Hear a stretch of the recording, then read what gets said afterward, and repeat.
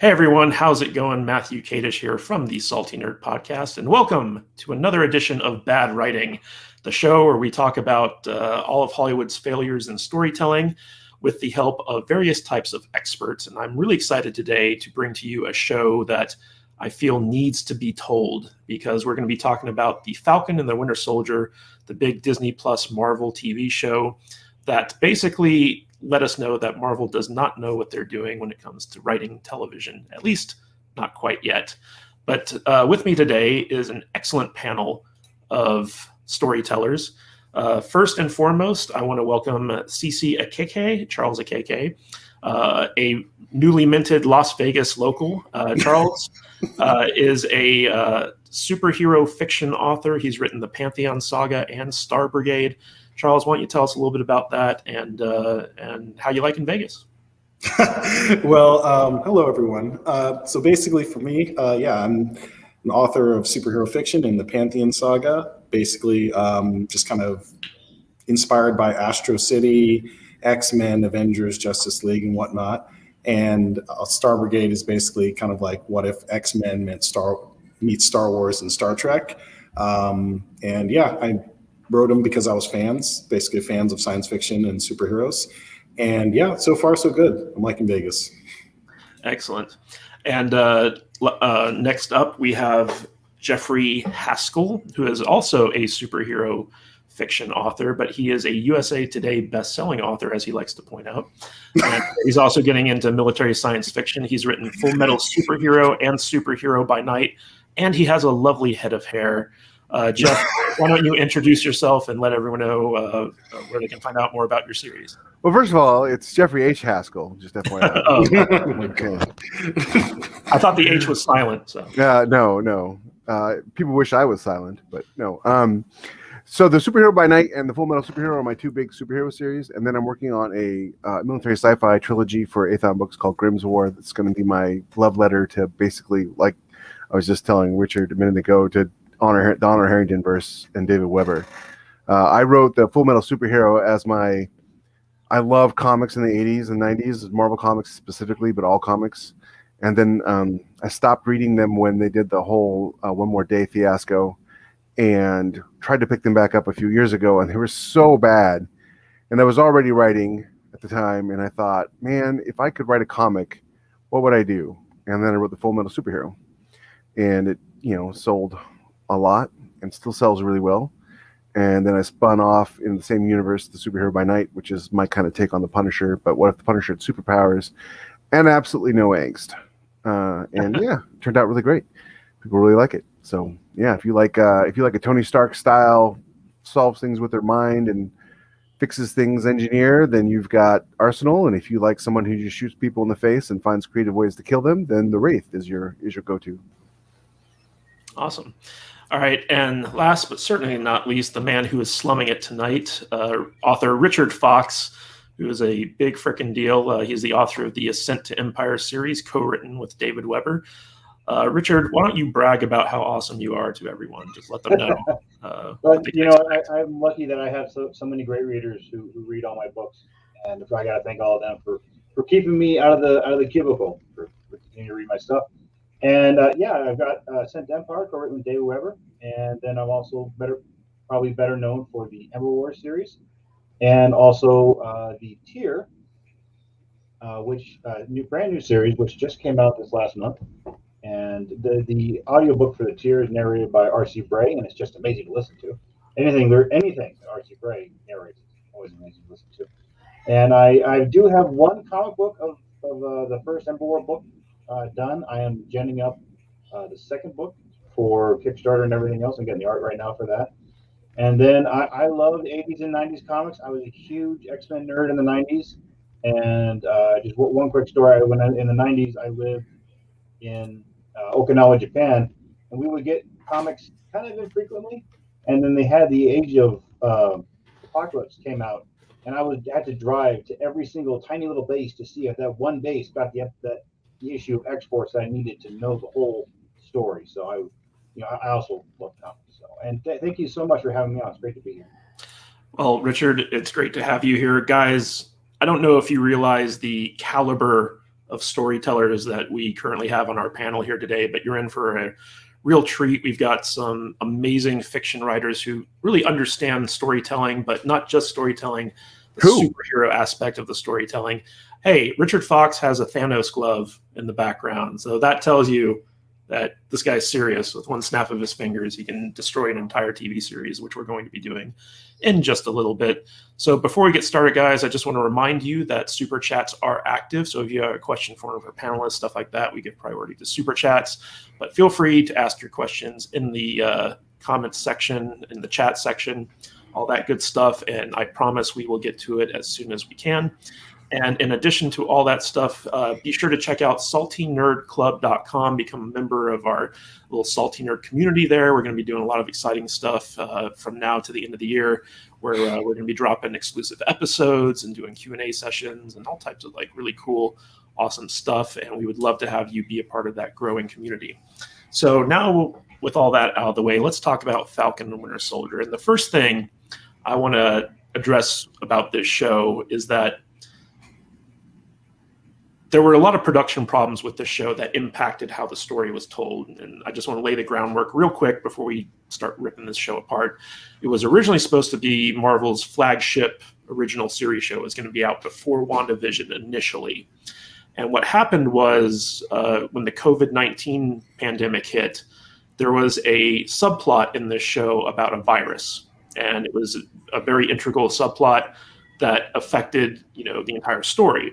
And when the pandemic hit, Hollywood, being as reactionary as it was, says, oh, we can't possibly release a TV show about a virus. That would be so insensitive. And so they went back, reshot some stuff, re-edited a bunch of stuff, and removed that subplot completely. So like there are elements in this show that don't make any sense because it was chopped to hell after it had already been, completed production, and was released late because they had to do all this stuff. And that is one of the reasons why this show is probably as bad as it is, but it's not the major reason. The major reason is because the showrunner isn't very good, in my opinion. And unfortunately, he's the one in charge of Captain America 4. So we will see how he does with that. But the first thing I want to talk about is the world building on this show. I'm gonna throw this one to you, Richard, because I know like you're very passionate about this. But one of the things that this show really lacks is proper setup with the world. What's the world like after the blip? Why are there so many refugees? Like they never bother to establish what the world is like before we jump into it. And because of that, it creates so many inconsistencies throughout the course of the show. So Richard, why don't you give us a little bit of an idea of, what you think the problem with the world building is? Great. Thanks, Matthew. So our first look at the world of the MCU after the blip was with Spider-Man and Far From Home, and we see all the characters in that movie had been blipped, and they all came back, and it kind of came down to it was a minor inconvenience for everyone. Some people came back, and other people were living in their houses, and that's about it. Other than that, all these characters, things are so much back to normal within the MCU that high school kids are going on trips to Venice. That's how normal everything is after the blip. So, and it seemed to me like, dang, that was pretty simple. Somebody hit the easy button along the way. So that was, everyone who's going into Falcon and Winter Soldier, that's your preconception, is that the blip happened, everyone just was back. And it was about as back to normal as you could possibly get to there. And then we get to Falcon and Winter Soldier, and then we find out that there are these flag smashers, let me come back to that name later, who were somehow, they inherited a boon after half the population got blipped, and then everyone came back, and then all of a sudden now it was back to normal. I got the impression that there was a blip, and then European countries specifically all kind of stopped having borders to come together and manage themselves, which, okay, that makes sense. And then all of a sudden half the population comes back, and then it's like, hey, Czechoslovakia, Czechia, you do your thing. Slovenia, you're doing your thing now. So I'm sitting there thinking, going, wait a minute, why is this so complicated? Peter Parker can just go to Venice and then get on a bus to Germany and end up in Antwerp, and it's no big deal. Meanwhile, Falcon the Winter Soldier is telling me there's a giant refugee crisis, and the whole world is trying to resort itself out. I mean, these are two different storylines, And now you were asking the audience to figure out which one's the real one. And this was not a good setup at all for how this was supposed to be. And then when it came down to the villain and everything the Flag Smashers were doing, I never really understood what they were after. They wanted to go back to free stuff. Excuse me? They were after free stuff. Yeah, Jeffrey said they wanted free stuff. They were freegans.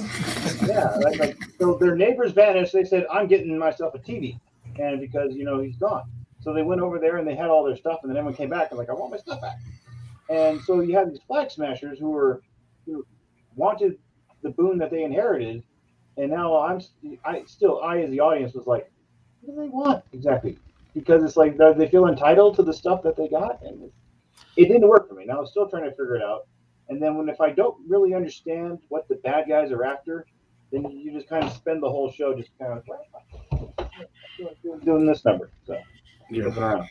Yeah, one of the big issues I think with the show, like you mentioned, Richard, is that because we don't know the landscape of the world that we're operating in, it's hard to assign motivations. Like there was some type of refugee crisis. It's like, why are there refugees? Like it doesn't make any sense. The people who came back, did property rights disappear within those 5 years that the people were gone? I mean, like you had to have had some type of like legal recourse to get your stuff back if you're not dead, So there was a lot of stuff that the show could have set up, but just didn't. Charles, what do you think about the whole world building issue with that?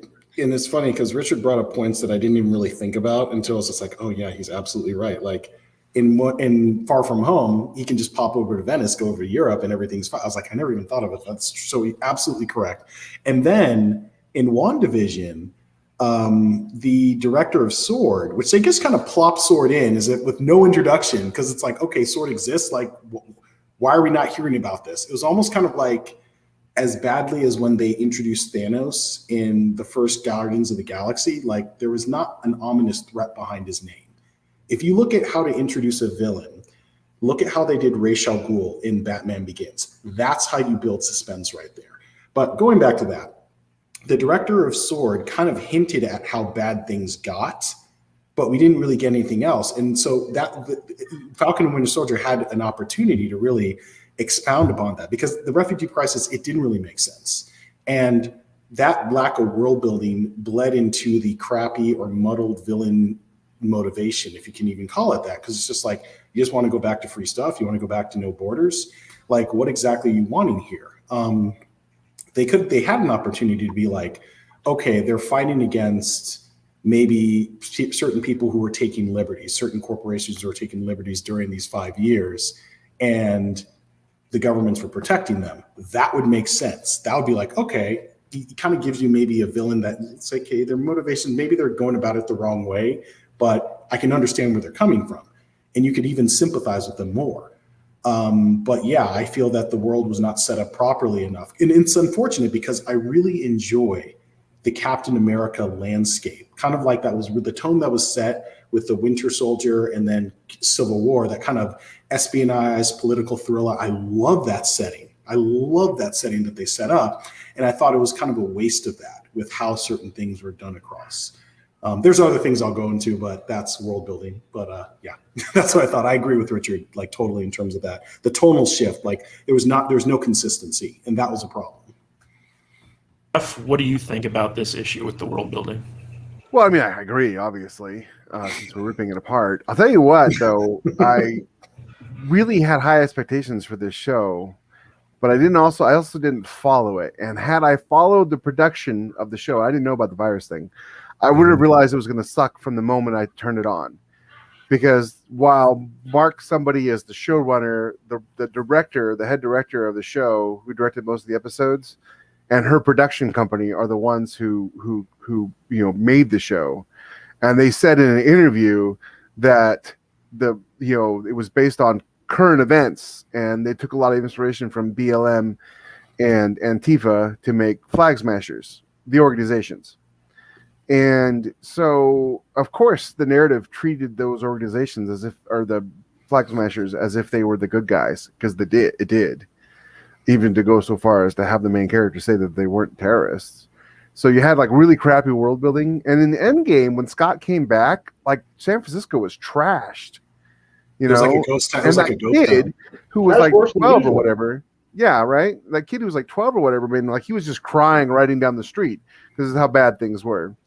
So with Spider-Man, I hadn't really thought about what Richard said, but at the time I was thinking that because it was from Pete's perspective and him being a kid and he was gone, maybe he didn't notice all the other stuff. The tone was different.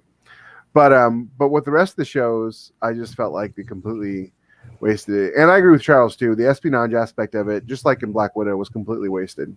I went into both Black Widow and Falcon and Winter Soldier, expecting a espionage spy level kind of thing. And I don't even know what I got with Falcon and Winter Soldier. I couldn't tell you what genre it was. And then Black Widow was just straight up action movie. So which isn't bad. That's what it was. But yeah, Falcon and Winter Soldier had a great opening scene, it had a great premise, and then spent the rest of the episodes ruining it, and it made worse by the fact that the people who made it called it a huge success, and now they're making Captain America 4 with Anthony Mackie as Captain America, and it's just like, well, that ruins the world building even more. And a lot of it, what it comes down to, is the people they hired to make these shows have never read the comics, have no interest in the comics. I doubt they've even seen the movies, to be honest. And this is including Black Widow, because they treat these regular humans as if they have superpowers. You know, and that's the thing that ruined the world building for me, is seeing Sam throw. And I like Sam. I love him as the Falcon. He's a great sidekick. Oh, don't call him that. But seeing him throw the shield just like Cap, and I'm just like, yeah, except you can't lift a Harley Davidson with 2 girls on it over your head and stand there like it's nothing. So how are you throwing that shield? How are you absorbing that damage? You know, it didn't make any sense. We're actually going to talk about that a little bit more in a bit. I will say that the main director on the show, Carrie Scogland. That's it. Yeah, that was her. Yeah. She, it's funny because I went to film school. I studied to be a filmmaker. I've directed movies before. And I'm watching her break the 180-degree rule, which is like filmmaking 101 constantly during the show. And I'm just shaking my head. It's like, how is she in charge of a multi-$100 million directing gig, and she doesn't even understand the basics of the 180-degree rule? Drives me crazy. For Marvel's new phase, she had the right prerequisites that you lack. Yes. So just real quick, wanted to give some props to Backyard TARDIS for the $10 super sticker. Thank you very much, sir. We appreciate your support of the show. And of course, Nick, Backyard TARDIS, is one of Salty Nerd Podcast's top patrons, so we really appreciate you. So let's talk about something that drove me crazy throughout the entirety of this series, which is a lack of believable consistency. Mm-hmm. And what I mean by this is that, you have various levels of consistency in narratives, and one of them is like the consistency within the world. Like, does it make sense within the context of the world that the story is being told in? And there were so many times throughout this show where I was like, I can't believe that they're doing this because it just doesn't make any sense. For instance, one of the biggest things, and this was a huge part of the first episode, which I don't know why they decided to focus on this, but Anthony Mackie's character, along with his sister, go to a bank to get a loan, a small business loan. And they spend a lot of time talking about, this loan. And the bank turns down their application for a loan. I'm like, you want to tell me that a bank is going to turn down not only an Avenger for a loan, but a Black Avenger? Like, Anthony Mackie could have said, I'm going to leave right now and find the closest news camera and tell them that this bank just refused, a Black Avenger, a small business loan so he could help out his sister and his local community. Like, in no universe, I don't care how many multiverses you have, does something like this happen. Like, just the fact that he's an Avenger and he saved the planet entitles him to a little bit of credit, like financial credit. I think Aretha Franklin had a song for that. The thing that got me about it was the implication that he spent all that time as an Avenger not being paid. Yes. That's what got me. Also, he was a soldier and on active duty, and he's still not getting paid, and he sits there and tells that banker he doesn't have any source of income. That's weird. And I'm like, what world are you in that you think that Tony Stark funds the Avengers and doesn't pay them? That bothered me. I have to admit, that really did bother me about that, them not getting paid. I mean, either like I said, I don't think this director knew their hat from a hole in the ground when it came to these heroes. But I swear I mean, that was they got horrible. that plot point from Anchorman, where Ron Burgundy was up there like the Human Torch was denied a bank loan, and someone's like, the Falcon has been denied a bank loan. I'm like, yeah, go with that. Put that in the film. Well, It was Like at the very least, the Falcon could crowdfund enough money for his sister. He's the Falcon.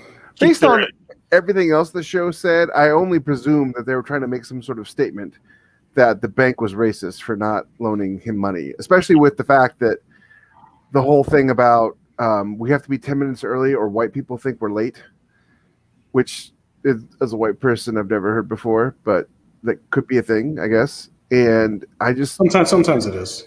The whole show, I mean, but people are like that, right? The whole show is just filled with little things like that. But the crazy thing, going back to consistency, is by the end of the series, I think it's either the second to last episode or the last episode, Anthony Mackie calls up all of his neighbors, be like, "Hey, it's the Falcon, from the Avengers. You want to come help me fix my boat?" And they just donate like everything he needs to fix that boat. It's like, you could literally do that to help your sister out if you wanted to. You don't need to go to the bank. It's just like there's so many things like just logically within this world that don't make any sense. It's like the writers didn't sit down to think things through. In the comic, the Avengers got paid $5,000 a week. And another thing too, going back to the consistency of certain things, is I could have seen. I mean, I know it's a character thing, but I'm going to dive into it because it's part of the consistency. I could have seen Sharon being a triple agent. Maybe she's still working for Nick Fury, but she would never go fully bad. No matter how horrible, all the crap she's been through, she would never go fully to the dark side. That bothered me too, because that was a complete betrayal of her character. Granted, it's nice that they did something interesting, but at the same time, it's like her going completely bad just makes absolutely no sense. And again, complete betrayal of the character of Sharon Carter. And they should have addressed the fact that, yes, Steve screwed her over. How they went on the run, he didn't think to pick her up. That seems like a very un-Steve thing to do. I remember reading something about it where they said, oh, well, he could have, but they didn't want to show Steve as a bad boyfriend because, he's eventually going to go mac on her aunt eventually in the past, but whatever. But it's just like, it just makes no sense that he'd leave no soldier behind. He left that soldier behind who basically helped him. Well, I read that there was a plot line cut from Civil War where she's the one who called them in and told them that they were at the airport. Otherwise, how would anybody have known that they were at the airport?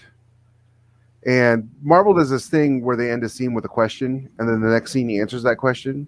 So, for instance, when Tony goes to New York to get Spidey, she's like, he's talking to Black Widow, and she's like, "Oh, where's my guy's downstairs? Where's your guy at?" And Tony kind of smiles at her, and the next scene is Brooklyn, right? Mm-hmm. Well, and then they do the same thing with the scene where Steve and Sharon kiss. And it's like, she's like, well, what are you going to do now? And the next scene is the airport. And the implication being is, since Tony was waiting for her at the airport, that she called them in and turned them in. Now, there was a plot line where she was a Hydra agent, and that's why she did that. But I think they dropped that. Thank God. But at the same time, who would have known that Sharon even helped them unless she told them that she helped them? Yeah, or at least maybe there's some type of track. I don't know. To have it say like, what, she had to go on the run too? No. It just was so full of so many bad decisions. And again, most of them, in my mind, come from somebody who did not read the comics or watch the movies up to this point. They were given like a summary, a bad summary, and then they made all of their decisions based on that summary. And if you kind of look at it that way, it makes sense because there's a whole bunch of other world building stuff too. Like, how come the super soldier serum didn't make these people good looking and tall and strong? Well, they did explain that. They did explain that. They did explain how that. they were fine. I must have missed it. Yeah, it was when they confronted the guy who actually made the serum. But what was even worse about the whole Sharon Carter reveal was that it was so obvious that's who the broker was. It was like from the minute that she started like helping them out, quote unquote. I was like, she's got to be the one, right? Like she's the one in Mad Rapport. She's like, the one behind the scenes. Like she knew they were there. She was sniping people. Like it was just like, yeah, that's totally who this is. So it wasn't even a surprise when they did the big reveal. It was just especially when she had the driver. They showed her with the driver saying, "We have a problem." I'm like, oh my god, she's the power broker. Yeah. So bad. Yeah. Super original name.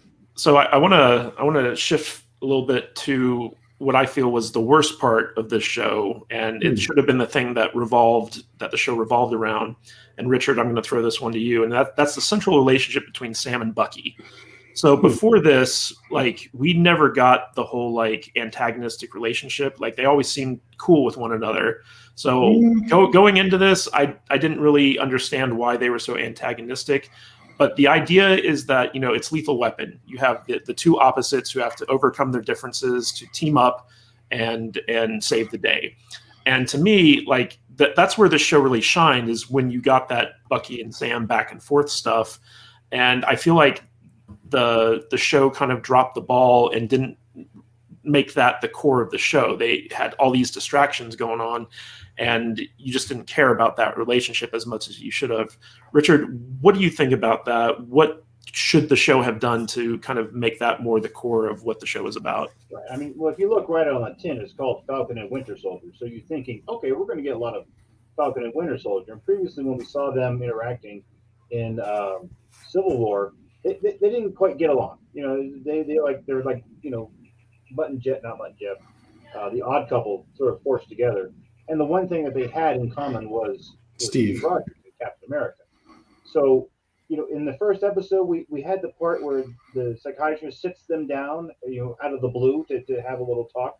And it's like, okay, they're kind of forcing this here. And then after that, it's like the antagonism between the two of them sort of disappeared throughout the whole rest of the series. And then Winter Soldier, you know, does it, how you doing, to Falcon's sister.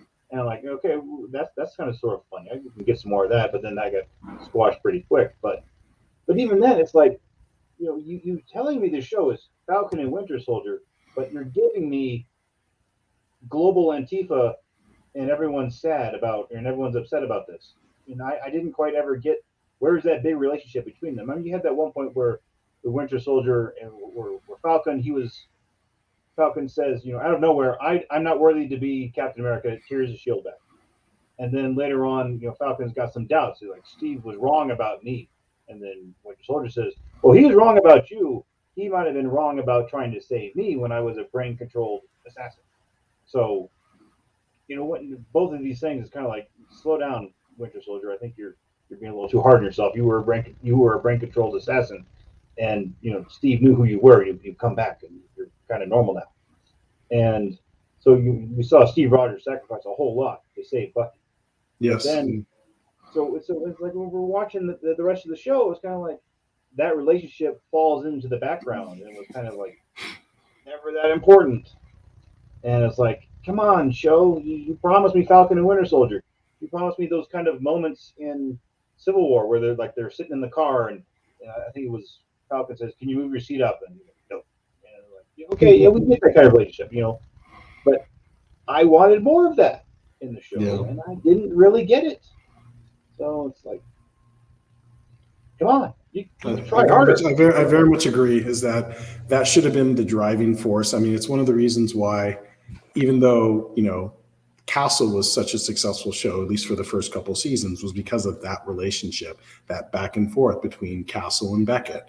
And they should have focused on that. Even if they were starting to get along better, there's still kind of like a little bit of that tension, a little bit of that heat, you know, Captain America's partners, I'm not going to call them sidekicks, and kind of they're struggling. And I think another thing too, one of the biggest problems that these guys faced, it was the villain problem, because as we all know, a hero is only as good as their villain. And when you have a weak sauce villain with muddled, you know, objectives, and just like, we want, you know, no borders, one country, or one world, or whatever they wanted.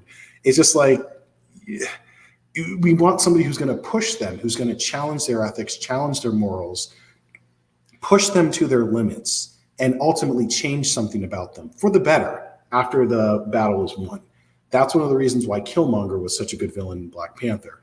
And We didn't get that with Carly. Carly was just weak sauce, which is unfortunate because I like the actress, but I felt that it was just when you don't have, that's one of the reasons why they're putzing around so much, is because you had these villains that weren't, for a lot of times, weren't immediate threats until they needed to be. Well, I'm going to tell you. Yeah, I'm going to tell you, they had one of the best Marvel villains in history, Baron Zemo, and they completely wasted him. Yes. Completely wasted him. Jeff, you want to jump in on this? Well, I was going to tell you is the reason why the villain was such weak sauce is because they weren't the villain. So Marvel Comics has had this problem for about the last 10 years. They stopped having villains. They've got obstacles, and that's what Antifa / Flag Smasher was. They were an obstacle, but they weren't the villains. The villain, clearly based on the show, the villain was society and racism and the institution and police and stuff like that, because that's how they portrayed everybody who wasn't Sam and Falcon as inherently bad, including the senators and everything. Do better, Senator, as he famously says at the end, about the terrorists who murdered people. Literally murdered people, and they did it just basically. Yeah. So they're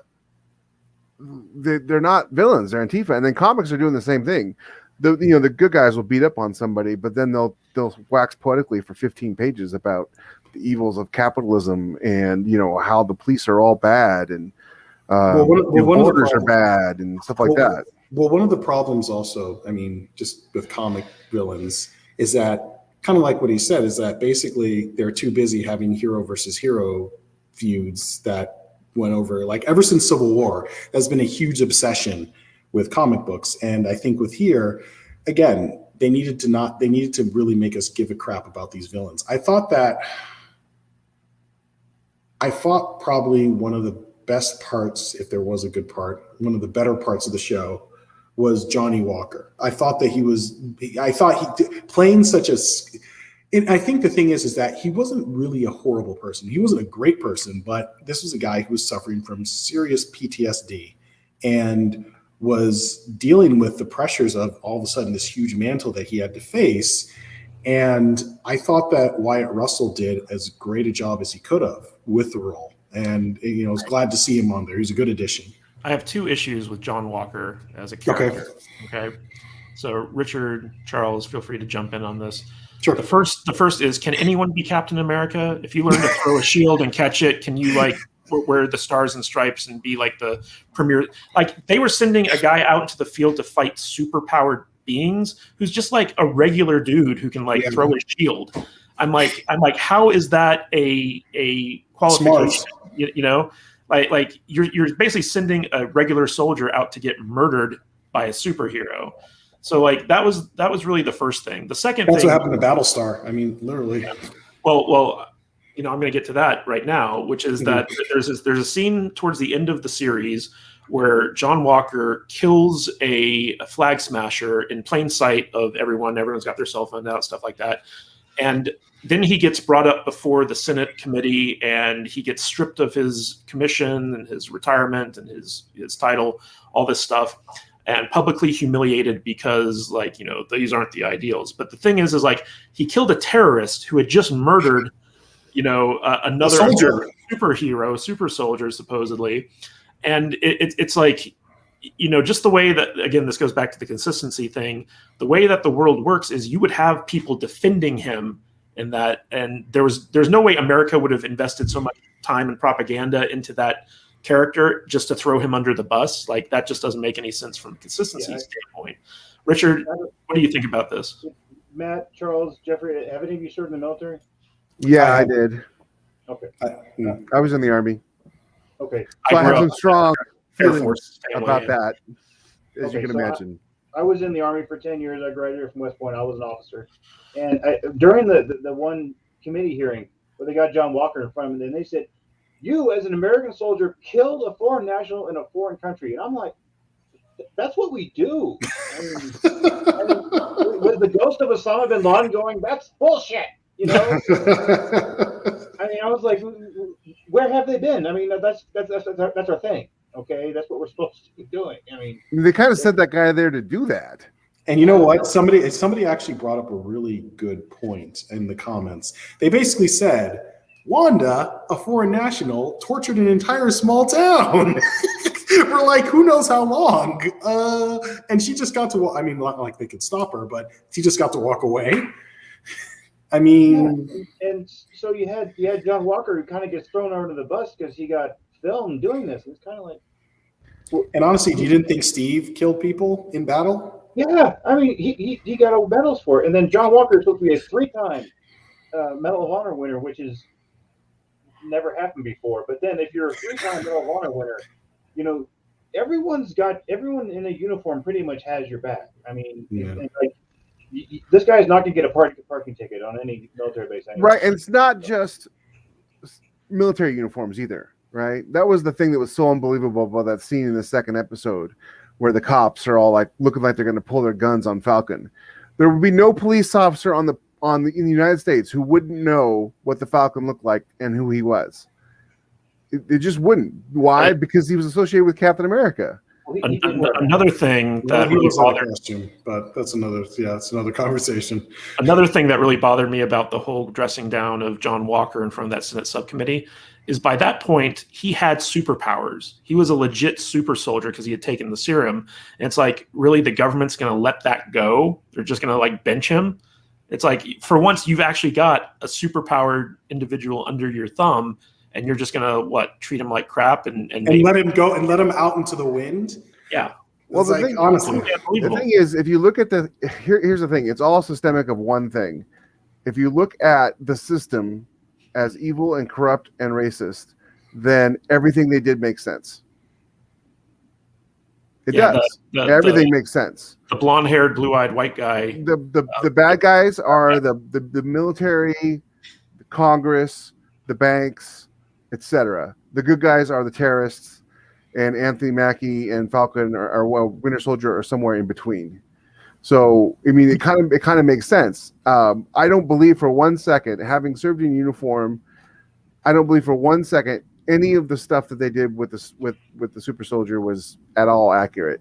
And I don't believe for one with the way they court-martialed him and threw him under the bus. I mean, the fact that he had 3 Medal of Honors, which there's like 18 Medal of Honor winners who won it twice, and it's all of them won the second one posthumously.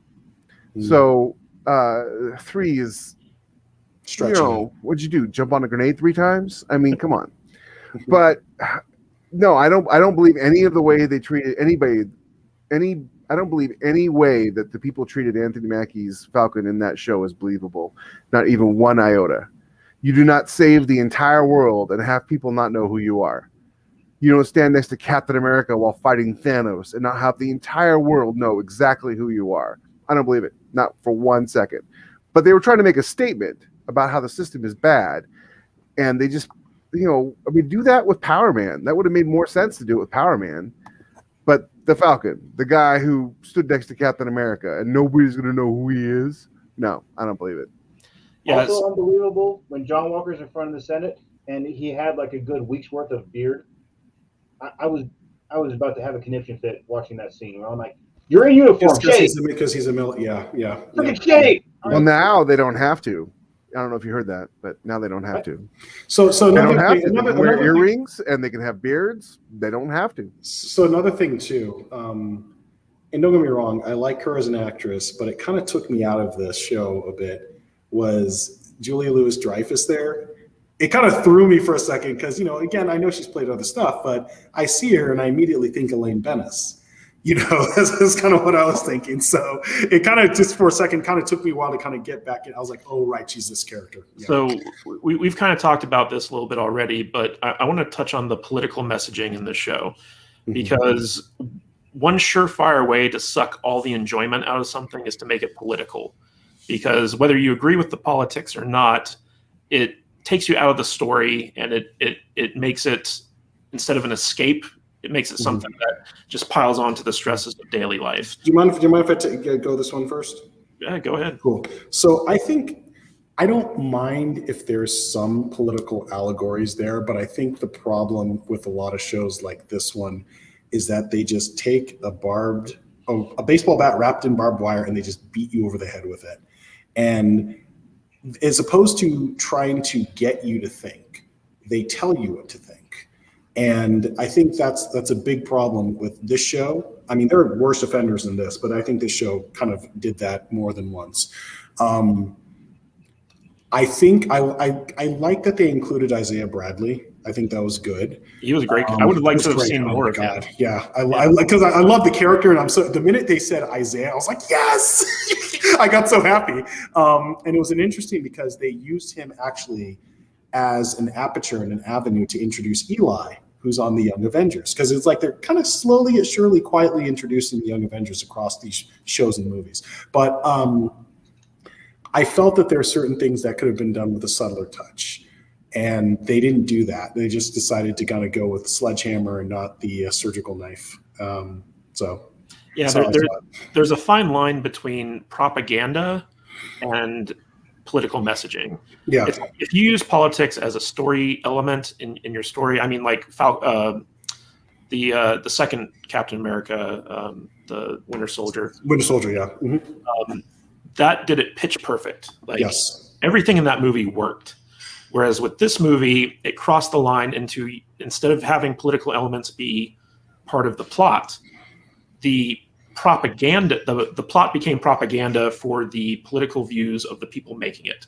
Mm-hmm. I can tell you why if you want. And it was very on the nose, which is the biggest sin. Is, like, if you want to make propaganda, be smart about it, be subtle. But they were just like, nope. Here's the right thing. Here's the wrong thing. Blah blah blah. Jeff, what did you want to say about that? I mean, I can tell you why they did that.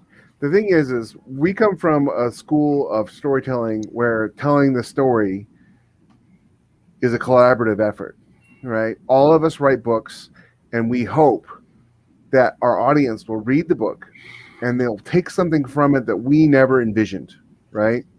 That they'll come away with it, and like when I read Charles's book, the first book of his Pantheon series, which is absolutely amazing. One of the best superhero novels I've ever read, period. I read that book and I called him and I said, Charles, was this you in high school? Because it was me. Because it was me in high school. I mean, like, there were some scenes that were eerily accurate to what I went through in high school. And it turns out, yeah, we had a very similar childhood. But the thing is Charles didn't tell me how high school was. He showed me in a way that allowed room for me to interpret the events that happened to my own way, right? Now, the risk in that is that I might interpret something that you didn't envision. Brandon Sanderson said he was at a con once, and someone came up and said, clearly you wrote this book about cancer. My mom died from cancer last year, and we read this series while she was dying, and obviously it was an allegory for that. Thank you so much for writing it. And he walked away, and the other writer next to him said, did you? And he's like, no.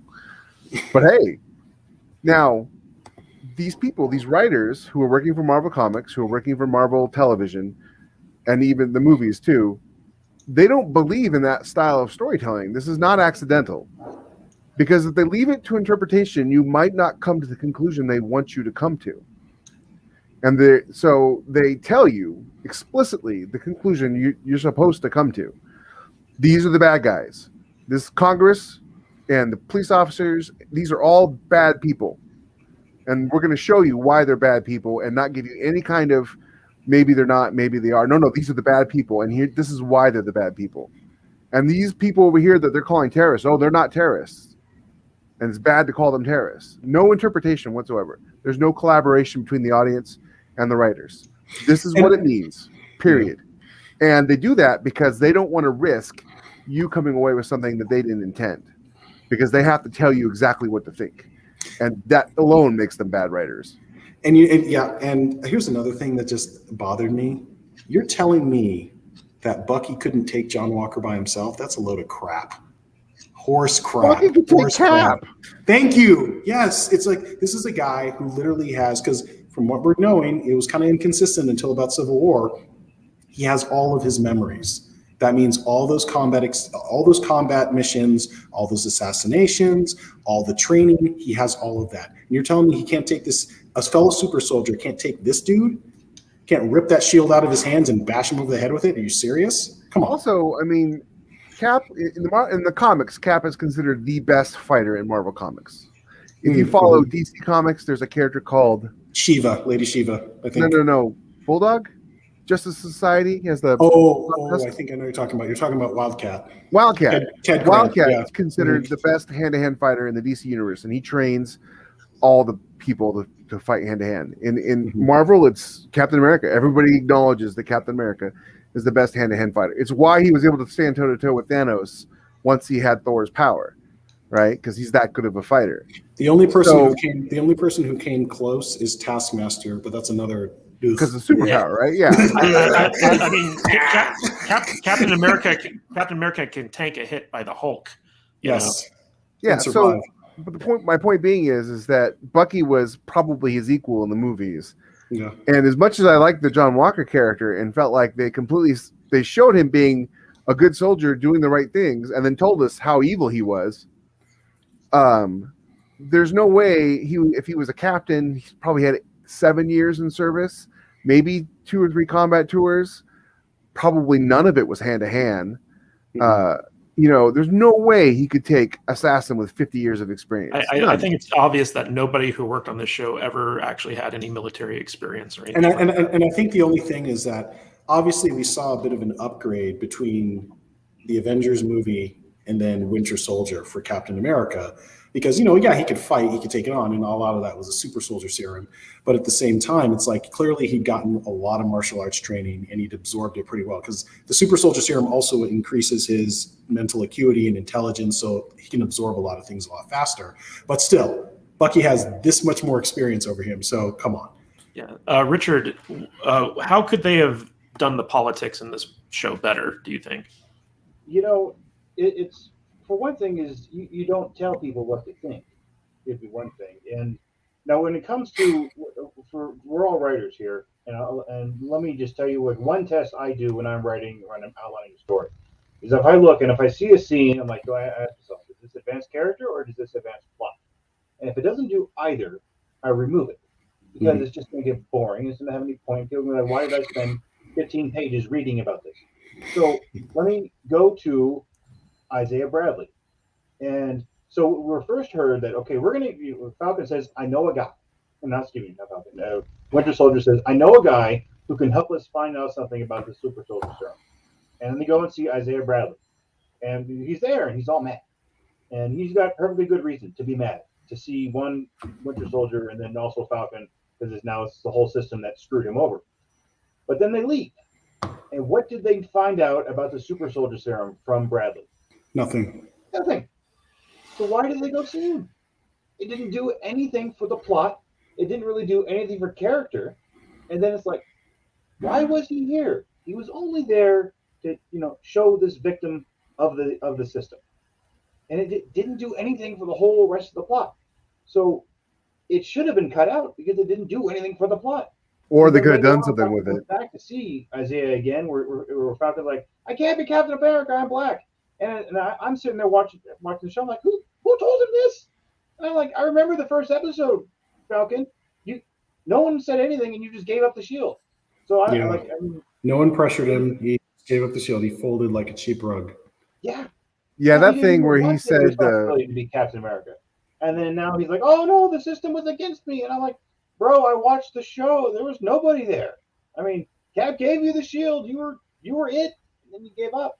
So this whole thing with Isaiah Bradley, it was all just a political insert, and which is kind of a waste of a good character. Very much so. Bradley show up and say, I do know something about the serum.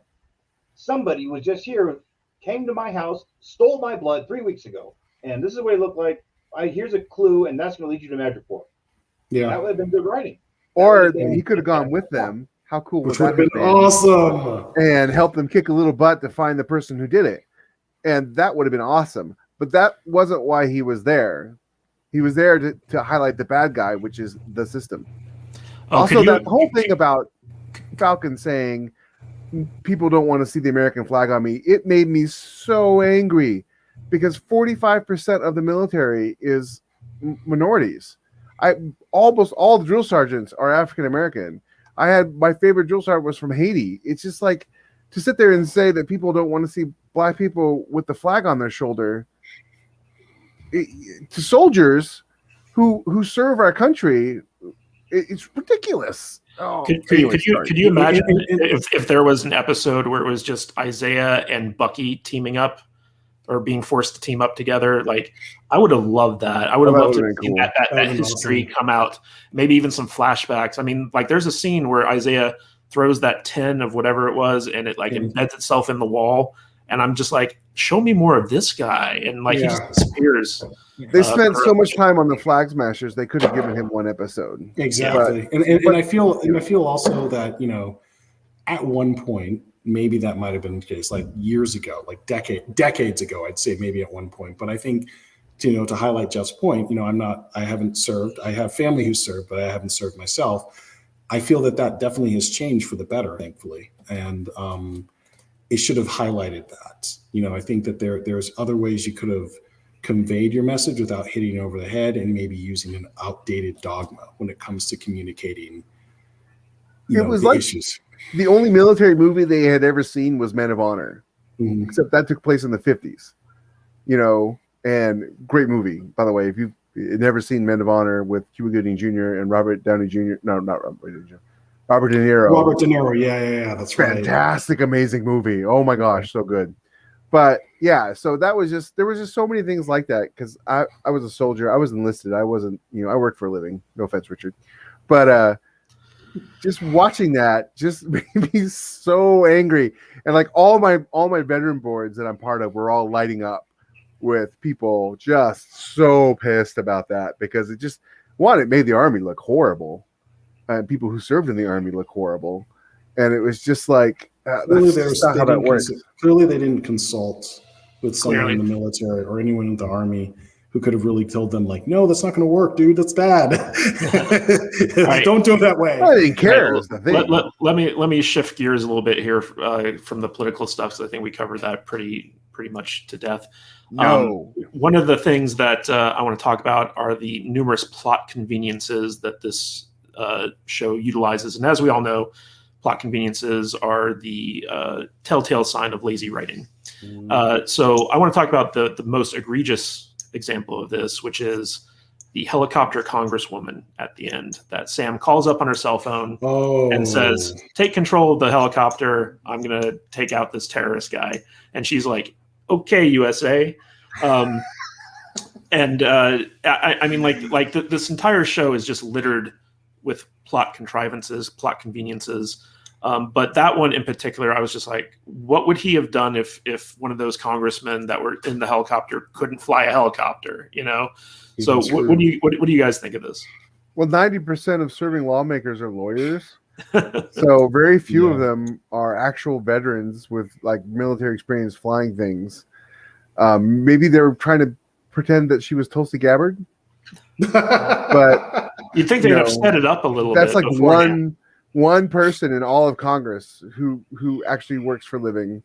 That's it, so, and she's not even in Congress anymore. So I don't know. It's just, plots are about choices and stories are about choices and consequence. When you rob choices of consequence, you no longer have a story that's worth watching. You make a choice, there's a consequence. And as we write books, we know that a lot of times stories are driven by the bad choices people make. Yes. And then how they deal with those consequences. Or even if they make good choices, but things still go horribly wrong. But when your every choice is robbed of any kind of consequence because there's some sort of deus ex machina there, then you got a bad story. It's terrible. And here's another thing I don't understand. This was speaking of plot conveniences.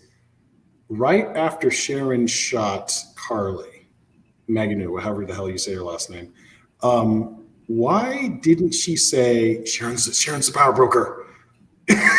She had enough breath to say she was sorry. If you're really sorry, say that Sharon's a power broker. It's very convenient because if it was a headshot, then okay, clearly, or a throat shot, yeah. But you could have clearly said you could have blown Sharon's cover since she clearly turned on her. Richard, did you want to get in on this? Yeah, well, I think one of the biggest easy buttons for the whole series was Baron Zemo. Because they're like, okay, let's just let Zemo walk out of jail. And then when they get him, I'm like, oh, we need to get over here. And Baron Zemo's like, don't worry, I have an airplane. How do you have an airplane? I'm a baron. Oh, Strangely enough, that was actually comic accurate, which is a sad thing. Yeah, but not accurate to the movies that they've established so far. I know. Yeah, it was like, oh, don't worry, I know where to go. And then Baron Zemo just sort of knew his way around Madripoor perfectly. And he because of course he did exactly where they needed to go the whole time. I'm like, okay, yeah, I can tell what happened. It's like during the writing, like, we don't know how to make this easy. And like, just have Zemo take them everywhere. Okay. I'll tell you the biggest crime with Zemo in terms of plot convenience was when the Wakandans show up to take him back, and they knew that they were coming back for him.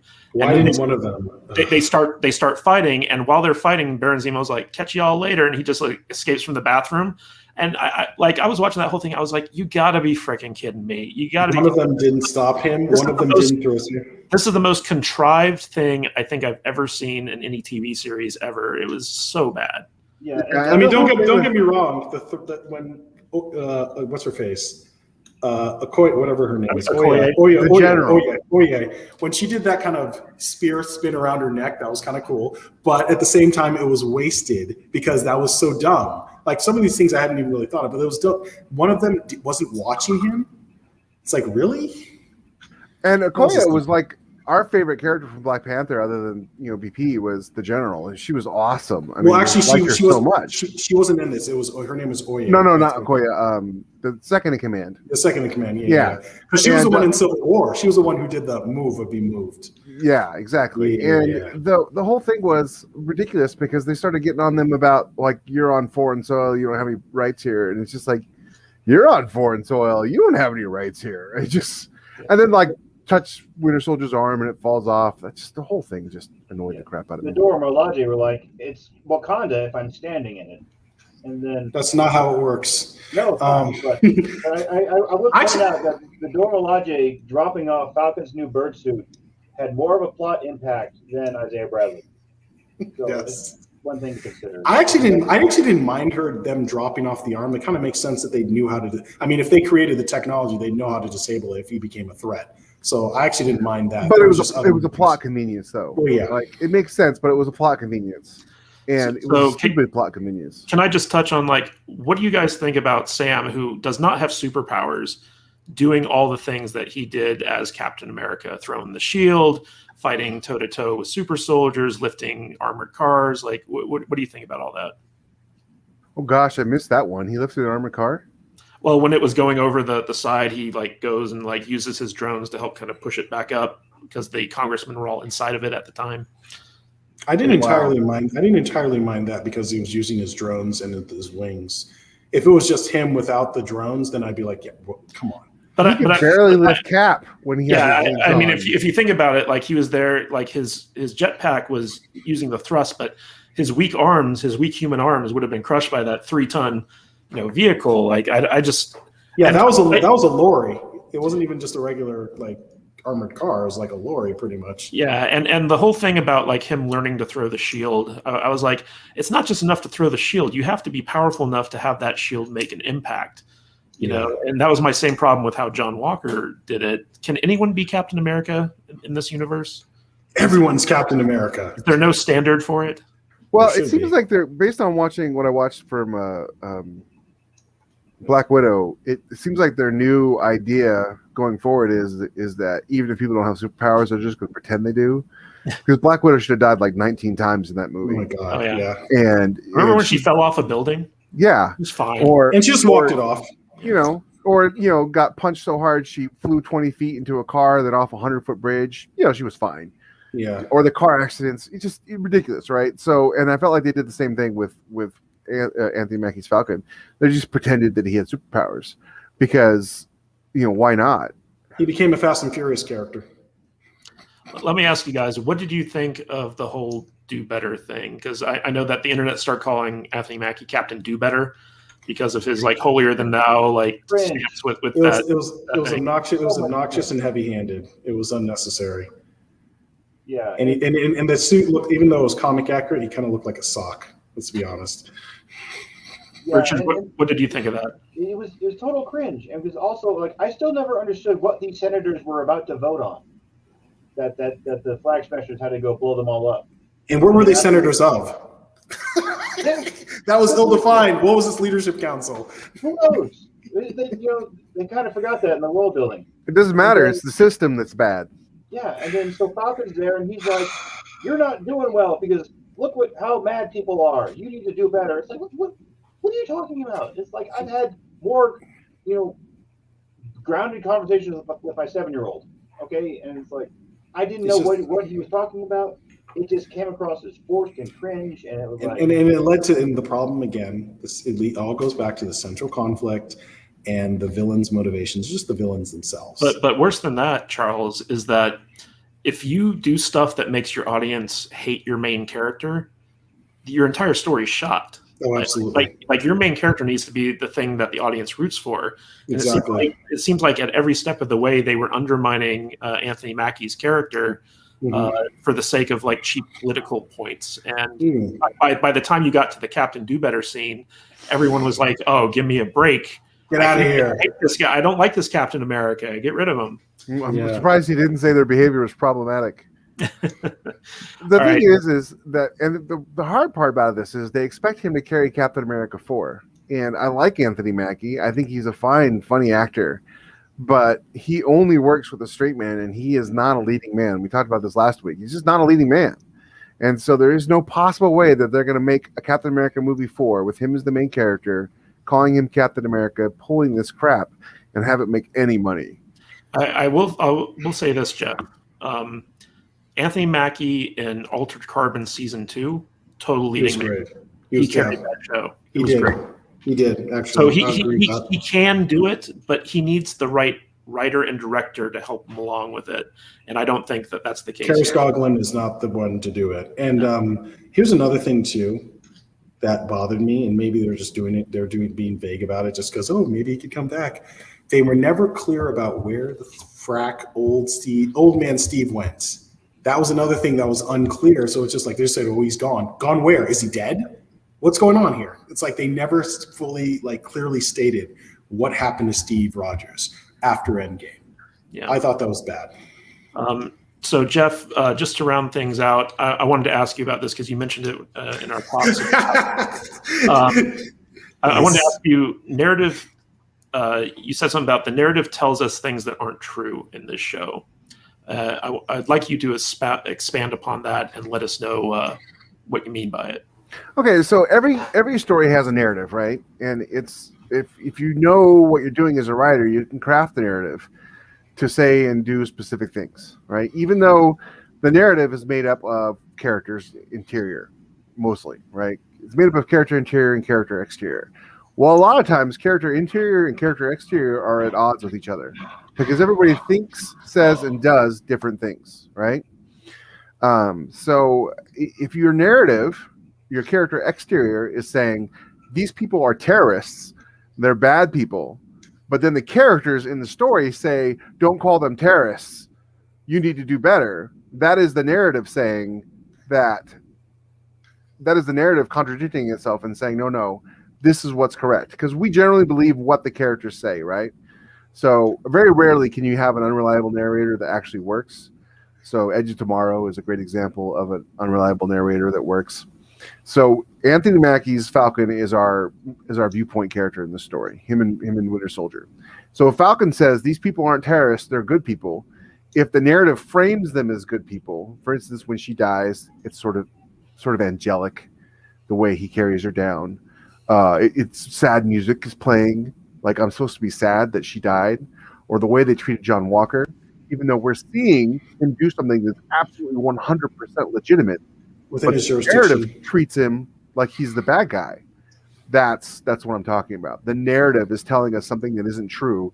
It clashes with our sense of believability, and it's like, well, now I don't know what to believe, and then you lose all gravity of the show. You lose all tension because nobody is telling you the truth. Yeah, and actually agree. I agree with that in the sense that it's one thing if Carly and her flag smasher buddies were basically they were not calling themselves terrorists. Of course, they're not going to call themselves terrorists. They're going to think in their minds they're right. In their minds, they're the bad guys. But when the supposed protagonist is saying don't call them terrorists, that kind of exactly. It's just like okay, what am I supposed to believe here? After they killed innocent people. You saw them blow up the building. Okay. Yeah. And they That's killed not a that guy good in the beginning. They Yeah. were terrorists. And what for those of you out there watching, what Jeffrey was talking about, so you have external consistency, which is what the audience knows to be true, and then you have internal story consistency, which is what the story believes to be true. And so, like, a good example of this is if you're watching a movie and a guy's got a 6-shot revolver and he shoots like with like 1 billion times without reloading, and in your mind you're like, that gun only holds 6 shots. Your external consistency says a 6-shot revolver has 6 bullets in it. But the movie is like, oh, this gun has unlimited ammo. And when there's a conflict there, it destroys suspension of disbelief, which is inherently vital to any good movie, because the minute you destroy that suspension of disbelief, you lose your audience, basically. To take that analogy a little bit further, so it's a little bit more accurate, it would be as if he fired 1 billion shots, opened it, reloaded it, closed it, and said, yeah, I just loaded this with 1 billion rounds. Blam, blam, blam, blam. Because that's what they did in Winter Soldier. They didn't just do things that weren't believable. They told you lies and said those were the truth in the narrative. So, yeah. Yeah, so the last thing I want to talk about before we start to wrap things up is we're lucky enough tonight to have one of the premier military science fiction authors ever on this stream. And I wanted to ask Richard, this is kind of like a political thriller, but it's also got military aspects to it.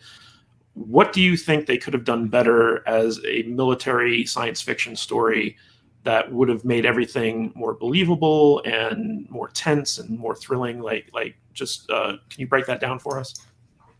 Okay, sure. Let's say you are the power broker, and you've got 25 vials of super soldier serum.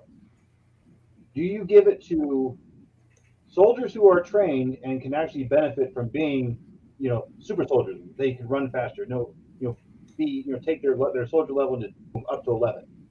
You give it to them and have them under your control, because maybe you put something in there so you have to keep drip feeding it to them, or they lose all their power. You give it to these potential soldiers or to Eurotrash, who happen to be in Madripoor at the same time. This show gave the super soldier serum to Eurotrash. Okay? So now there's super soldiers who are smelling like patchouli oil, smoking pot, and sitting around thinking about what they're going to do after the revolution. So from the military standpoint, if you got this awesome weapon, you give it to an awesome soldier who makes it even more awesome. So this show had John Walker. Yeah, John Walker. So if you are the power broker and you got Batroc there, and you want to really be able to do something with the super soldier serum, you would give it to Batroc and his bunch of badass mercenaries, and then now you have 25 Captain Americas working for you. You could solve lots of problems with 25 Captain Americas on your payroll. Instead, they gave it to Eurotrash, who ran off back to Europe to have a revolution on their own. I'm like, bruh, come on. And then other military sort of thing here is let's say you have developed this amazing weapon, like the super soldier serum. You should write down how you made it, okay? Because I don't know what it is with the MCU and super soldier serum. They get this amazing thing, and then how do we make it? Fuck if I know. Who cares? Keep going. And it's okay, so you got the one original instance with Captain America. He gets the super soldier serum. The doctor didn't want to write it down because he didn't want the Nazis to get it. He gets shot. Okay, fine. Years later, the U.S. military is experimenting on soldiers, and they had a lot of failures with the serum. They had a couple of good successes. So if you got the one good success, you should probably figure out how you did that and replicate it. Because if you've got an army full of super soldiers, the world's your oyster. Who can stop you? Yeah. And then later on, then you had this one guy in Madripoor who the actor was doing his best Lex Luthor in Batman vs Superman that he possibly could during his 1 or 2 scenes. He figures out how to make the super soldier serum in batches, and he didn't write it down. And the power broker was like, hey, CC me on that file there. Let me back that up at 8,000 different places. No, he just had it all in his head, in his little lab, and then Baron Zemo murders him right in front of Falcon and Winter Soldier, and Falcon and Winter Soldier were like, that wasn't cool, dude. Let's keep going. And it's like, And by the way, that was another hint right there that Sharon was the power broker, because you saw her reaction when he got killed. She's like, "What have you done?" She like totally freaked out. So that's another thing. Anyway, go on. How Sorry. cool would it have been if Batrox, because Batrox hated Captain America, right? So how cool would it have been if they could have tied that episode with Isaiah Bradley into Batrox and had them two fight? Ooh. And Bradley could have schooled him and continued his hatred of Captain America. How awesome would that have been? I feel like they had all these things in there. They just, we're going to throw the kitchen sink at it, and they were not even going to look at how they might come together. Do you think we'll ever get an Isaiah Bradley versus the Red Guardian fight? Is that what he was talking about? And by the way, going back to that, we're going to do a slight segue. So you have Red Guardian talking about his thing. Oh, I went against Captain America. Da, da, da, da. Here's the thing: a huge missed opportunity. He literally had someone who could mimic Captain America, and he just got owned by that person. You're saying he couldn't get a little bit of revenge? That would have been nice story-wise. I mean, that's just... Ugh. No, Charles, you don't understand. He had to be an idiot throughout the entire movie. As the only male character on the good guy's side, he had to be a complete moron. Just like the only male character on the bad guy's side had to be the only bad guy who made choices. Everybody else were all the female bad guys were all mind controlled. So they were innocent. I thought that was a week out for the women. It's like, what would have been even better if these young orphans, they weren't brainwashed because of some pheromones or some magic pixie dust. No, this is the family that they knew, and they were on board. They were ride or die for this shit.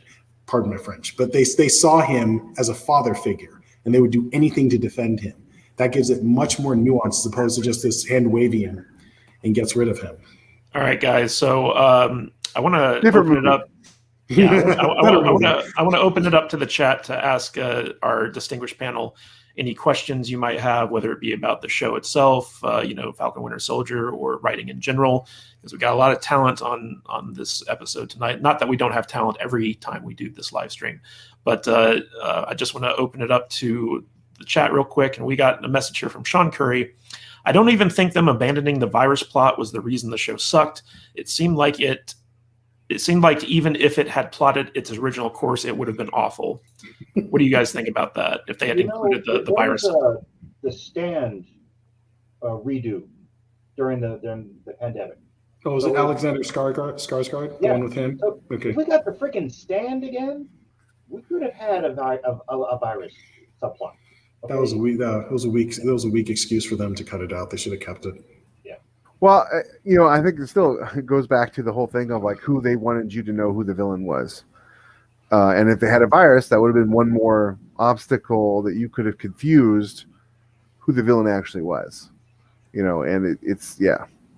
So, no, it wouldn't have been any better. Not because the thing is nothing in it was good because the writing was bad. So magically adding another plot wouldn't have magically made it better when the people writing that plot are the same bad writers who wrote the original plot. Yeah. So Backyard TARDIS says Black Widow and Hawkeye are not super powered either. This is true. But they were on the team of Avengers. They don't take up until the Black Widow movie. They didn't take hits that would kill Captain America and walk it off. But So Alicia Thorne says, "Go ahead." Sorry, is there anyone else who really wanted the Black Widow movie to be the story of her and Hawkeye and Romania or wherever it was? Budapest. Yeah. Imagine if they had given us that relationship and it kind of given us all of that much more nuance in Endgame, where they're trying to. I thought they could have done a fantastic trilogy for Black Widow if they just done a prequel with her and Hawkeye in Budapest, and then they could have done something that was either after Winter Soldier, something that was after Winter Soldier, or maybe even after the Avengers. And then the third one could have been after Civil War, where she's on the run, hiding her identity. I thought there was a huge missed opportunity there. And you could have really had it grounded on that street level. Who knows? Well, then they would have had to have paid Jeremy Renner, so who knows about that. And then Black Widow wouldn't have been the only hero. Yeah, it wouldn't have been her movie, right? So Marvel has morale trouble. Wanda was a terrorist that tortured a small town, but they will never know what she sacrificed. Charles, I believe you brought that up a little bit earlier. I did, yeah. I mean, she tortured a small town, and she tortured a small town, and pretty much, I mean, she kind of got away scot-free, and she's supposed to be the good guy here, and it's like, really? Come on. Yeah, for those of you, be a villain, but who knows if we'll ever do that. For those of you who don't know, Charles is moving into a new house, and he's got some guy building stuff, which is that pounding that you hear. So PNR comp guy says, armed cops saying this guy bothering you to wear a soldier and kids watch this is a travesty. That was a scene that really bothered me because it just seemed so forced. It didn't seem believable. It didn't seem organic. What did you guys think of that scene? You know, if there's one thing that'll make your audience not like your story is when they just stop and go, what? And that was one of those sort of what moments. I mean, it's almost so bad you walk out of your house if you're watching at home because you have to be telling. And I mean, like that sort of a scene is just like you're trying a little too hard, directors. Okay, because no one's really buying this. I don't think. I mean, and here's the thing too: is that it's the amount of people that came in such a short amount of time. It's one thing if there was like it was one car, but it was just like, okay, this whole squad comes in like 5 minutes. It's like, really? Charles, I almost feel like you're in a Paranormal Activity movie where it's just the ghosts are making noise. So Magnus Zerum asks, are there any good writers of super geniuses? Can you guys think of any examples where people wrote a super genius character that was actually good? With or without superpowers? Because it makes a difference. Doesn't matter. Without superpowers, I mean, not to pat myself on the back, but me. I mean, that's what Arsenal is. She's a super genius. You know, she's Tony Stark, basically, without the womanizing and alcoholism and bad moral choices and guilt complex. So, yeah, you can totally write a super genius that is absolutely... The thing is, people confuse genius with knowing everything, and that's not how real genius is. Geniuses are focused on one aspect. The more intelligent you are, the more knowledge you have of a field, the more hyper-focused it becomes. So so that scene where Tony's like, oh, when did you become an expert on astrophysics? And he's like, last night. No, that's not how that works. Tony's a brilliant engineer. Maybe he's a brilliant couple other things, but there's no such thing as a genius who knows everything. So I'd say Sir Arthur Conan Doyle, because of how he wrote Sherlock Holmes. Yeah, that's true. I'd say one of the hardest things to write is a character that's smarter than the author. Yeah. We all kind of bump up against whatever our IQ is. And then also, if you try to write a super genius character, the trap you can fall into is making your reader feel like an idiot. And I noticed that a lot with Jurassic Park guy. What's his name? Michael Crichton. Yeah. Like he would put in enough, like kind of these little details that if you were as smart as Michael Crichton, you would have picked up on. And later on, he has a character sort of like, oh, that was so easy. And I remember reading this going like, well, I feel like an idiot now because I didn't see that one chart had these two different numbers transposed, and that meant all the dinosaurs were now female. And I was like, oh my.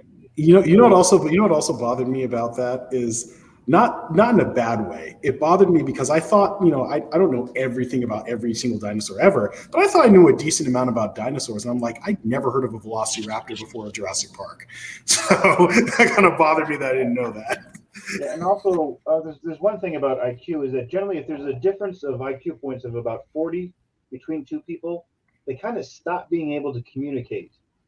Like if you've ever listened to Elon Musk, I mean, like I like to think I'm a smart guy, but I'll listen to Elon and I'm like, I got no idea where this guy is. He knows what he's doing. He's the super engineer. He's that smart. So sometimes if you're going to write a really intelligent character, he's got to be way over everyone else's head. And then you kind of have that minder who explains what he really meant, what he means when he's talking about this sort of thing. It's tough. Also, a super intelligent character. If you want to make it realistic, you also need to give them intelligence weaknesses. So if you've got this super smart engineer and physicist, then they're going to try and solve everything with engineering and physics. And if you come at them with a biology problem, they're going to be like, "I'm not a biologist," like I don't know what that means. And it's because people expect super geniuses to know everything, and they just don't. It's like why people like Neil deGrasse Tyson commenting on things that are outside of his area of expertise, like he's an expert on it, and then everybody should listen to him. No, you know where planets are. That and virology are two different things, you know. Yeah. And it's true. It's also the same thing about, psychiatrists as well. Like, hey, you're great at your field, you're great at your specific area, but there's certain things that are going to be outside of your lane and you're not going to know about. That's just the bottom line. That's just how it is, And even just when it comes to what people are a nerd about, what people are geeks about. Just because somebody's a geek about comic books doesn't mean they're going to be a geek about horror. Doesn't mean they're going to be a geek about. They might hate Doctor Who. It just happens. I would argue they're not geeks if they like anything other than science fiction. I hate the use of word geek to mean fan because it's not the same thing. Fantasy. They'll like fantasy. It's kind of like somebody who's a geek about sports. They can know every single end score for their team up from the 70s until now. And hey, they're a geek about sports, or they're a geek about plants. It happens. So I want to get to another question. This one's from Salty Trekker. He says, question for the panel. Thoughts on how long before the woke slant of writing ends in major production? Also, why is it so dominant? And I have my own theories, but I'm curious as to your thoughts. So why is wokeness so dominant in the creation of stories nowadays? And do you think it's going to continue? Virtue signaling is what it comes down to, and I can't stop fast enough. Like I am all about you want to give a theme, like you have a theme that you believe in, and you want to have that woven into your story. By all means, do it. But there's a reason why there's universal themes, and men being allowed to go into women's bathrooms is not a universal theme. So wokeness, it's what it's going to take is a major studio to buck the trend. It's going to take a huge flop, basically, from a movie that cost $300 million to make, like say the next Avengers movie or whatever, for the studio to finally say enough is enough. We need to make money. I heard a rumor about Star Wars that some guy at the head of Star Wars got pissed that there was a scene that could have gone into the last Star Wars movie that had Luke, Han, and Leia in it together. I heard about that. He got so mad. He didn't, and he got really mad and said that Disney is a for-profit company. Why didn't you put that in there? And it was because it would have made Rey look bad. But I don't know how true that is. But it's going to take something like that. It's going to take some eye-opening. Because right now, these movies are flopping compared to their old selves, but not flopping in the sense where the company loses money. But I think the problem also now is once things get back to normal, because right now, you can't really get an accurate tally of something flopping because of COVID. So anything making like $300 million now, oh my God, that's huge, that's massive, because they're going on a slant now. They're grading on a curve. These are post-COVID numbers. So I think it's going to take, once things get back to normal, then we'll see how much damage, the woke Olympians and their agenda have done to Hollywood movies. I really wish I don't know. I don't root for bad things to happen to shows because I know there's a lot of people working behind them. There's a lot of people who are putting in hard work. But I really wish that Star Trek Scarred had tanked because that show is freaking awful. It technically did. Oh yeah, that's true. When they put it on CBS, it did terribly. Yeah, but it's just but the show is just everything so you're talking about. It's as bad as you think Winter Soldier is. That is 100 times worse. And 100 times more obvious. And we actually did a whole episode talking about how to fix Discovery previously.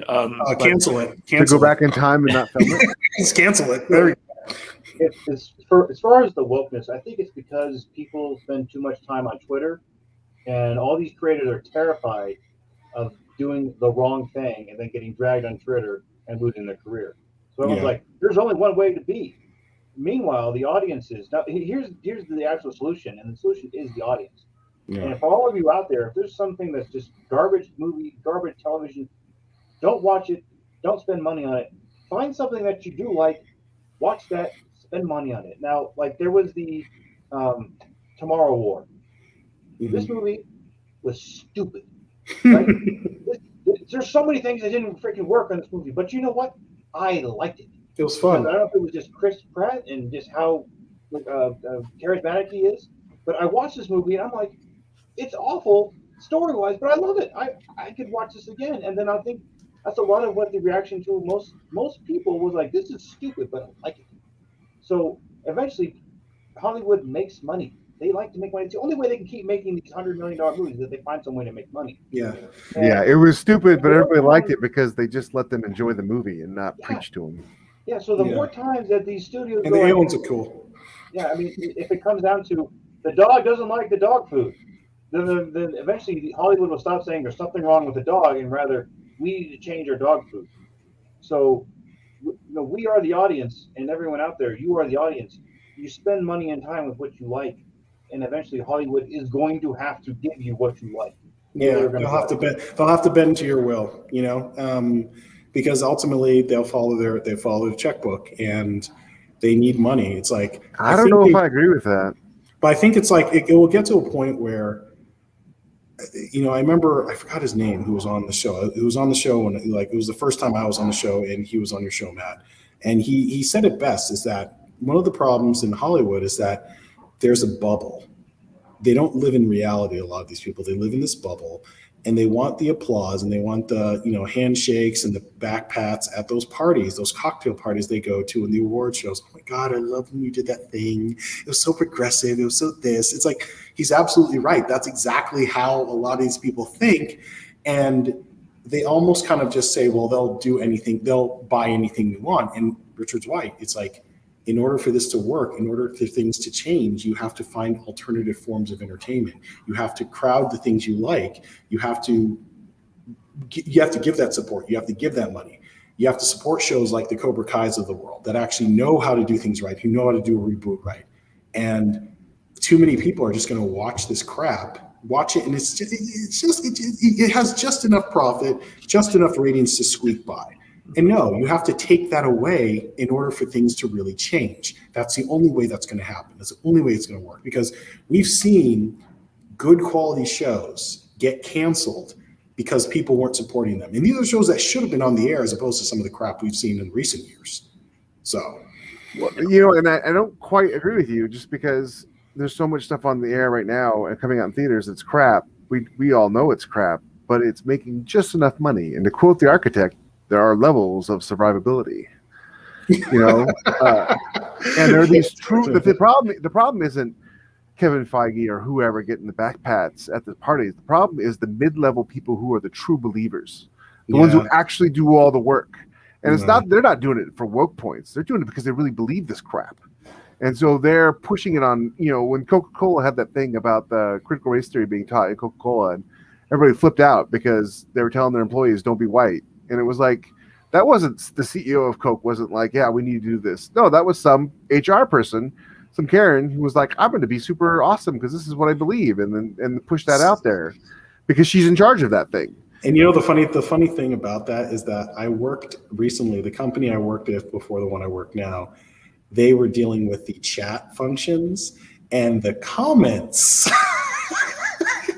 that people were saying were very colorful, to say the least. And they're saying, some of them were not helping their case, if you know what I mean, in terms of how they were responding. They were just like, you're kind of proving them right. But there's dramatic irony. Yeah, and there are other people who basically were just like, I don't want to see that crap. I'm not going to drink. I'm not going to drink your product again. I'm not going to buy your product again. I'm like, fine, keep it like that. But then the people who are going over the top, I'm like, dude, you're not helping your case.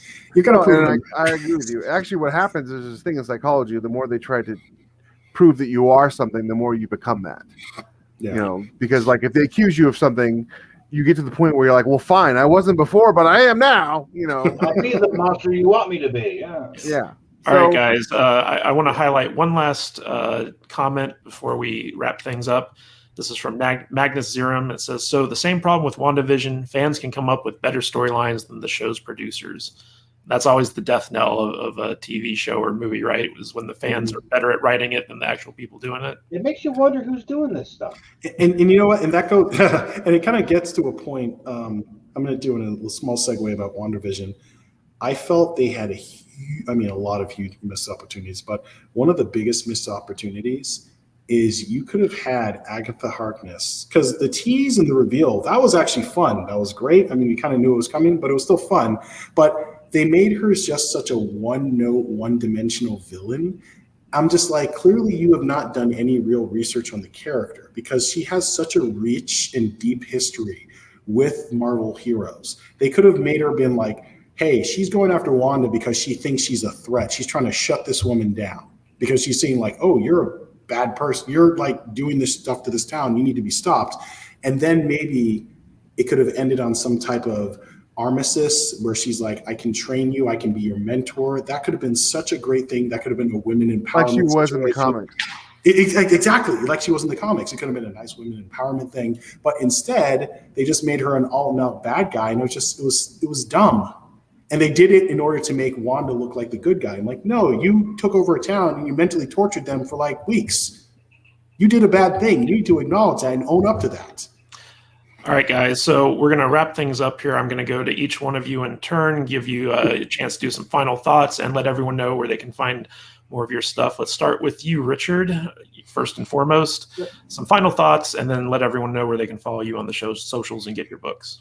All right, Matthew, thank you very, very much for having me on. I just, back to Falcon and Winter Soldier, one thing that irked me right from the beginning is that these terrorists are called flag smashers. Now, here's one thing about a flag. Imagine you got your fabric, and you smash it. You punch it, you step on it. And what happens?